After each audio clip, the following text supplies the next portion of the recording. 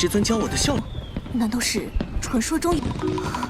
好漂亮啊！这下子我们大宣国的好漂亮。你醒醒啊！他之前说什么？凡事看来是真的。的陈黑炭讲，你照顾穆九安。 Halo semuanya, selamat datang di Ruang Sinema. Bagaimana kabar kalian semua? Semoga selalu sehat dan baik-baik saja. Sesuai jadwal, jadi pada hari ini kita akan kembali melanjutkan series Donghua Hidden Secret Leader episode terbaru. Yang mana ini adalah episode yang ke-33. Namun sebelum kita mulai, lebih baik kita lihat lagi apa saja yang telah terjadi pada episode sebelumnya. Di minggu kemarin, Dekan Gui berkeinginan bergabung dengan Sekte Immortal. Jiang Beichan tentu saja menerimanya dan akan menjadikannya sebagai tetua alkimia di Sekte Immortalnya. Selain itu, Jiang Beichan juga senang karena kini dia kembali mendapatkan kunci naga biru. Setelah semua itu, Jiang Beichan bersama para muridnya pun kembali ke Sekte Immortal. Berhubung malam ini adalah tahun baru Imlek, jadi tetua Gui memberikan amplop merah kepada para muridnya. Namun isinya bukan uang, melainkan ucapan terima kasih saja. Ketika mereka sedang menikmati perayaan tahun baru, aliansi Tiandao berencana untuk menghancurkan Sekte Immortal. Karena mereka itu dianggap sebagai bencana besar yang akan menghancurkan aliansi Tiandao. Sebenarnya beberapa sekte tidak mau menghancurkan Sekte Immortal, karena takut akan diserang balik. Akan tetapi, Tetua Uji Yuan sama sekali tidak takut kepada mereka. Dia akan menggunakan jimat peledak yang harganya benar-benar sangat mahal. Tapi alih-alih menciptakan ledakan yang besar, suara dari jimat tersebut layaknya seperti kentut saja. Tidak ingin malu di hadapan semua orang, Tetua Uji Yuan kembali melancarkan serangan. Dan bahkan kali ini dirinya menggunakan begitu banyak jimat. Namun hasilnya tetap sama saja, dan yang berbeda hanyalah suara kentutnya agak banyak. Kesal karena tak kunjung menghancurkan pertahanan itu, Tetua Uji Yuan pun akan menggunakan meriam penghancur langit. Nah, sekarang kita akan melanjutkan episode terbarunya. Keputusan Uji Yuan dalam menggunakan meriam penghancur langit benar-benar membuat semua orang terkejut. Bahkan rumornya senjata ajaib inilah yang menghabisi Kaisar Agung. Jadi karena itulah orang-orang begitu penasaran mengapa Uji Yuan sampai menggunakan senjata ajaib tingkat tinggi tersebut. Mereka pun merasa kasihan karena kini Sekte Immortal akan dalam masalah besar. Kita akhirnya diperlihatkan dengan bentuk meriam penghancur langit. Kini Uji Yuan menjadi percaya diri bisa menghancurkan puncak gunung Sekte Immortal. Tapi alih-alih menghancurkan pertahanan itu, serangan meriam penghancur langit layaknya sebuah kembang api saja. Ini semua pun membuat Xiaolingxi senang karena di dalam tahun baru ini dirinya mendapatkan hadiah yang luar biasa. Zhao Hong juga terpukau karena ini lebih spektakuler dari kembang api istananya. Para murid setuju dengan apa yang dikatakan olehnya. Karena pemandangan kembang api ini jauh lebih indah dari semua yang pernah mereka lihat. Wu Xuanyu bisa merasakan adanya fluktuasi energi spiritual dalam kembang api itu.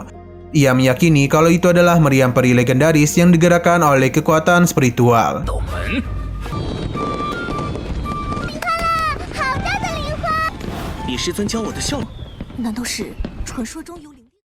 Tetua Gui merasa ini adalah ulah dari Jiang Beichan. Ia pun menjadi sangat segan kepadanya karena bisa memperbaiki kesalahan para muridnya. Dan bahkan mempersiapkan meriam abadi hanya untuk menciptakan pesta kembang api saja. Sedangkan untuk Jiang Beichan sendiri malah berpikir ini semua adalah ulah dari Tetua Gui. Ia bahkan memberikan pujian kepada kebaikan Tetua Gui yang rela membuat pesta kembang api sebesar ini. Berbeda dari mereka, Tetua Gui Yunfu malah merasa tidak ada aturan dari kembang api tersebut.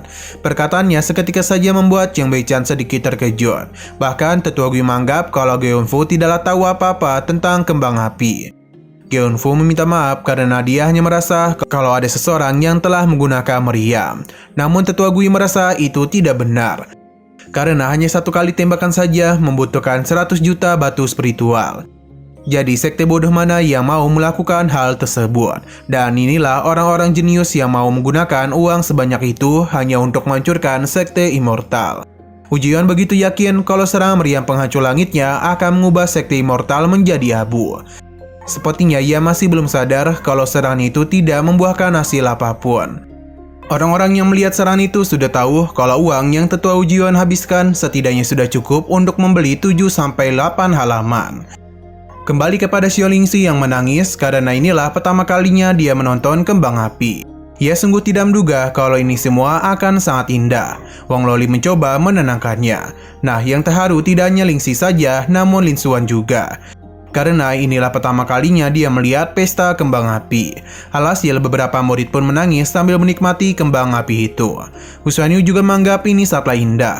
Bahkan sangat jarang untuk melihat kembang api sebagai situ. Bahkan ini tidak bisa dibandingkan dengan milik kekaisarannya. Hu Xuanyu menganggap kalau kembang api milik kekaisarannya hanya menempati peringkat kedua. Johong sama sekali tidak setuju karena kembang api kekaisarannya lah yang menempati posisi kedua ke dunia. Alhasil kedua murid itu pun saling berselisih hanya untuk merebutkan posisi kedua. 世上怎么会有这么玄师弟，不哭。好漂亮啊！这下子我们大宣国的好漂亮啊！明明是我们，是我们。 Kembali ke sisi Wu Jiyuan. Di tengah kesenangannya, ia pun diberitahu kalau peluru meriam mereka sudah habis. Jadi sekarang apa yang harus mereka lakukan? Wu Jiyuan pun menjadi semakin kesal dan meminta sekte immortal untuk keluar. Karena jika tidak, dia itu akan memanggil mereka sebagai sekte tempurung kura-kura. Haitian pun muncul karena dia kesal sekte immortalnya dihina. Ia pun memperkenalkan dirinya dengan gaya yang cukup keren layaknya seorang pahlawan kemalaman. Berhubung mereka itu telah berani meremehkan sekte immortalnya, jadi sebagai murid pertama dari sekte immortal, Haitian tidak akan ragu-ragu mengalahkan mereka. Akan tetapi, Hu Jiyuan mampu menahan serangannya dan melancarkan serangan balik kepada Haitian. Alhasil Haitian pun harus terluka, bahkan kini Wu Jiyuan berhasil mengurung Haitian dalam artefak loncengnya. Di sisi lain, Mujia menyadari kalau Haitian sedang dalam bahaya. Gu Xiner ingin mengetahui detailnya, tapi Mujian malah pingsan.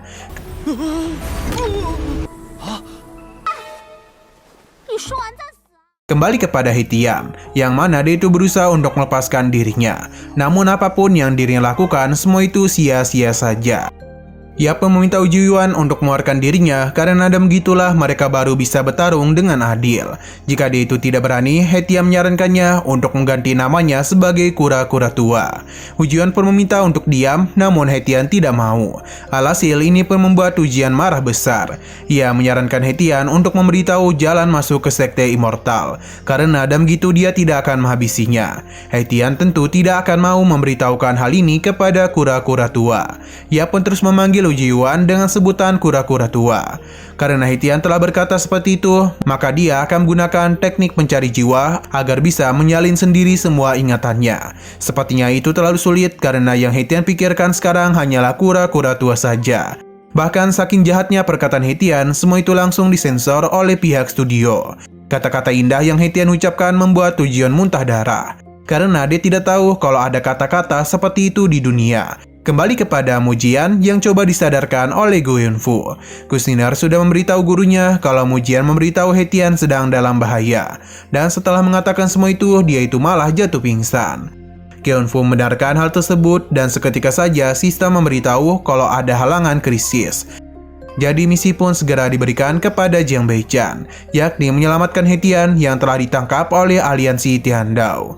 Hadiah yang akan dia dapatkan adalah tubuh emas abadi yang sebelumnya dialokasikan. Kartu ini juga bisa Jiang Beichan gunakan untuk orang lain. Jiang Beichan agak kesal karena Haitian selalu saja membuat masalah.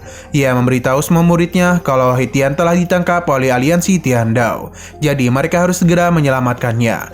Ia pun meminta Gu Yunfu untuk menjaga Mu Jiyun, sedangkan Xiao dan Lingxi juga disuruh untuk tetap di sini. Hu Xuanyu pun diminta untuk mengeluarkan kapal terbang mereka karena begitu dirinya bisa pergi untuk menyelamatkan Haitian. 你醒醒啊！ 他之前说什么？ 其凡事看来是真的。 的陈黑炭将你照顾穆九安，他人跟我前往天道盟组。 Kembali ke kapal aliansi Tiandao, yang mana Hu Jiyuan terus berusaha untuk mencari cara agar bisa masuk ke sekte immortal. Sampai pada akhirnya dia diberitahu kalau formasi dari aliansi Tiandao telah terbuka. Sampai pada akhirnya dia diberitahu kalau formasi dari sekte immortal telah terbuka. Ini semua bisa dilihat oleh semua orang. Merasa itu adalah sebuah kesempatan, Hu Jiyuan pun bergerak untuk pergi ke sana agar bisa menghancurkan sekte immortal. Sedangkan Jiang Beichan bersama dengan para muridnya akan bergerak ke aliansi Tiandao. Bahkan dia meminta Hu Xuanyu untuk bergerak dengan cepat. Dia merasa begitu senang karena kini tidak ada yang bisa menghentikan dirinya dalam menghancurkan sekte immortal. Dia pun meminta semua ketua sekte untuk membantunya. Belum selesai berbicara, kapal terbang sekte Immortal menabraknya dan membuat Hu Jiyuan sangkut di kapal itu. Melihat apa yang terjadi sontak membuat orang-orang di sana terkejut karena Hu Jiyuan yang berada di akhir tahap Nation Soul dan mudah dihempaskan oleh sekte Immortal. Ketua sekte Uji Dao dan juga darah iblis menjadi trauma dengan kejadian tersebut. Sedangkan Hu Xuanyu merasa dirinya baru saja menabrak sesuatu. Melihat ada begitu banyak kapal terbang, Jiang Beichen merasa kalau mereka datang untuk memberikan ucapan selamat tahun baru kepadanya. Su Shangsheng pun menyadarkannya kalau ini adalah aliansi Tiandao. Jadi Jiang Beichen dan para muridnya pun segera memutar arah, yang mana hal itu membuat seluruh kapal ketakutan dan bergegas pergi dari sana. Namun Jiang Beichen sama sekali tidak ada niatan untuk membiarkan mereka pergi begitu saja setelah apa yang mereka lakukan kepada muridnya. Hanya dalam satu kali serangan saja kapal aliansi Tiandao dan mudah dia hancurkan. 好像撞上了什么东西。哦，原来决斗门来了！快跑啊！全力！ Tetua Gui menganggap serangannya lebih kuat dari meriam penghancur langit. Nah, tidak lama kemudian He-Tian pun muncul ke hadapan mereka. Ini membuat Jiang Beichen terkejut, padahal itu telah diculik oleh aliansi Tiandao. He-Tian membenarkan hal tersebut dan mulai menceritakan semuanya. Tapi perkataannya tidaklah membuat Jiang Beichen paham. Tapi yang penting He-Tian itu sudah selamat. Jadi kini mereka bisa kembali ke sekte Immortal.